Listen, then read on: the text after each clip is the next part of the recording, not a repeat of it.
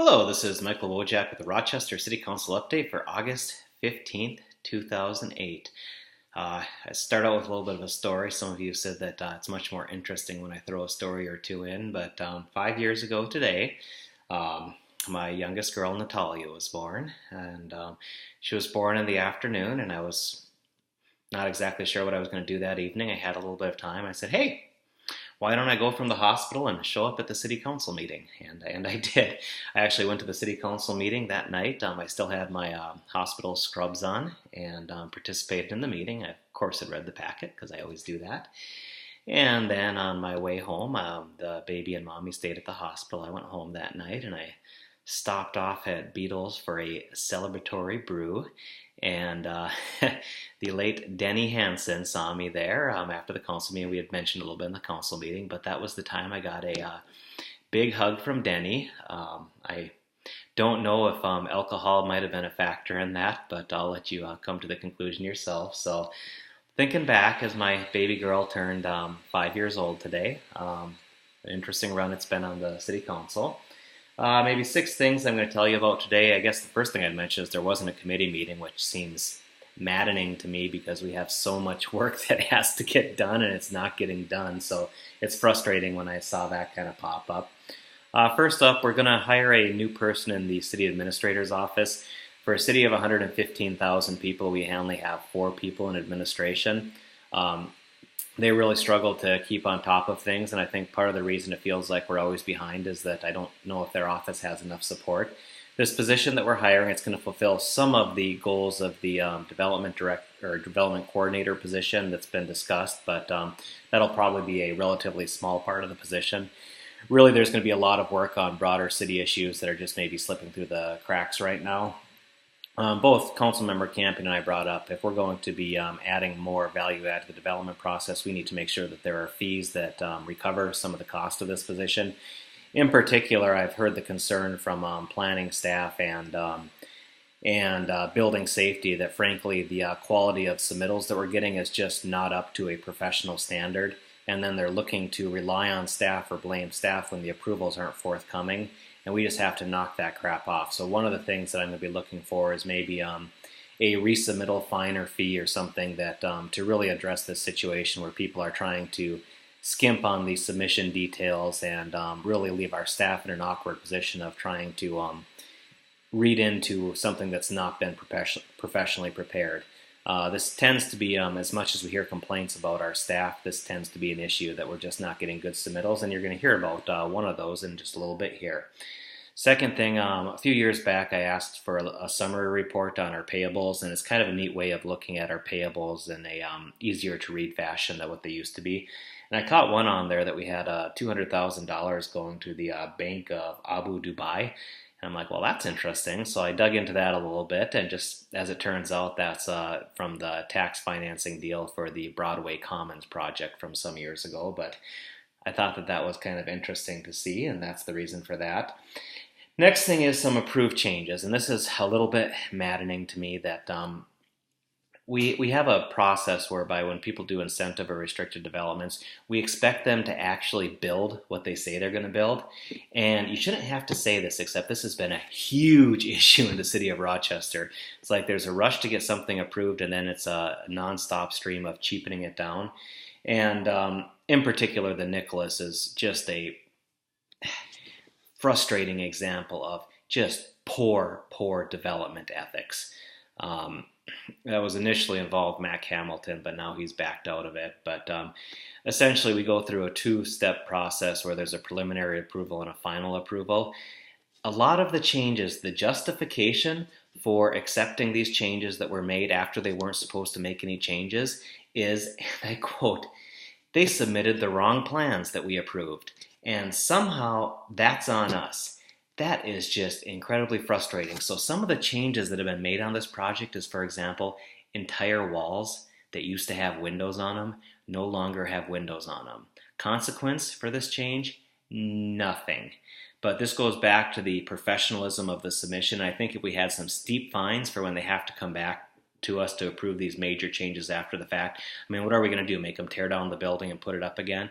That's not going to happen. It's just a slap in the face to the neighborhood and to the people, the public who thought they were getting value in exchange for the incentive bonuses that we were giving on this site. It just didn't happen, and it's maddening. And I think the people associated with the Nicholas ought to be ashamed of themselves for this continual degradation of the project that took place after we approved it, saying there would be no more changes. A little bit less severe was the CRW building. They met with the neighborhood ahead of time and worked out a lot of the issues. There were a few things they still had to come to the city council for to get approval of the changes. Again, this was a building given special permissions, and it apparently there were some side deals negotiated by park staff behind the back of the city council, which a number of members of the city council were really upset about that. And but the building is built and everything, so it's up. And I had simply asked for nobody bothered telling the neighborhood this was coming forward, so they just saw it in the packet at the end of last week, like I did. And I simply said, as a courtesy, can we delay this 2 weeks so the neighborhood can have a chance to review it? And the response was, no, nothing's going to change, so let's just pass it now, which is kind of frustrating. It's essentially saying that our litmus test, our rule of thumb is, if it's already built, it's done and we just approve it, which doesn't give developers a whole lot of motivation to stick to what it is that they're supposed to build, since, hey, it's built, we're just going to approve it. So it's maddening, and it speaks to a severe problem in Rochester with some developers, some firms, not all, and not even most, but some firms who are really gaming the system, and I've been trying to crack down on them for 8 years, and I'm going to continue to try and crack down on them. Next up, West 80, residential developments, South Rochester, controversial because of our comprehensive plan that was written before I was born. If this comprehensive plan had been updated, the idea that, is it okay to put dense residential development at the intersection of two arterials? Well, for the last 25 years, that's been a common sense. Yeah, of course it is. That's desirable. It's sustainable development, and mixed use is good as well. Our plans didn't really see it that way, so in the interim we kind of came around with a workaround solution, pretty broadly supported by the council, and there will be some residential development going on down there, and wish them well in developing up that area. We do need dense development all over the city, particularly along arterials. Now that we know we have a $1.4 billion unfunded liability in just our street network alone, we need to be doing a lot more infill and a lot more dense development so we can build the tax base faster than we're building the liabilities and infrastructure. Now, for 50 years, we've had that ratio out of whack. We got to reverse that and go back and address as much of the $1.4 billion unfunded liability with smart growth, as opposed to doing more dumb growth, or as opposed to subsidizing dumb growth. Next up, another home got raised for a surface parking lot in the Kutsky Park neighborhood. I've said this before, this kind of crap would not be happening if it was happening in a neighborhood with doctors. If it was happening in my neighborhood, it would be put a stop to it really quickly. Yet in the core neighborhoods, this seems to keep going on and on and on. So I proposed a moratorium that would essentially prohibit surface parking lots from being developed in the R3, R4 districts where they're allowed. If a home is being torn down, we'll hopefully get some language back on that pretty quickly and eventually have an overlay. I've been a fan of getting some sort of a core neighborhood zoning overlay, which would basically allow the neighborhood to develop, redevelop, but the core residential areas would have to develop in a way that was compatible with the neighborhood. And ultimately, if you wanted to build a neighborhood like Kutsky Park today, you can't. The zoning doesn't permit it. So we need to have something that protects them. And for God's sakes, we got to quit putting surface parking lots in neighborhood. Can you imagine buying a home and they tear down the house next to you and put in a surface parking lot? Well, it's happened twice in the last couple of months in Kutsky Park, and the neighborhood's fed up. And initially, Mark Hickey was the only one that was opposed to this. I thought it was kind of a common sense measure. But even he came around, and I'm hoping we can quickly get the moratorium in place and save the Kutsky Park neighborhood and other core neighborhoods from any similar continuing insults like this. And lastly, we had to have a short EDA meeting to approve a change with Kutsky Park Place. Again, a good example. And I should throw out too, we also had approved some changes for Nate Stencil's downtown project, the Flats on 4th, I think it's called now. Again, good job working with the neighborhood.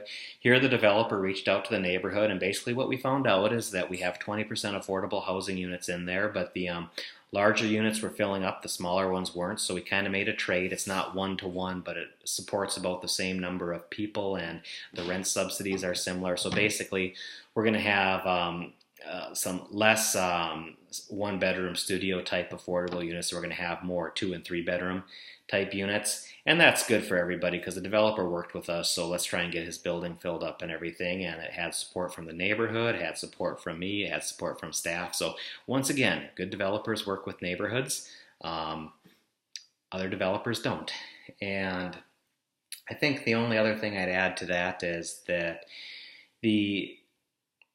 I think that's actually that's good for today. If you have any questions, I always look forward to answering. I've been out talking with folks more and more, so please let me know what your thoughts are, and thanks for watching.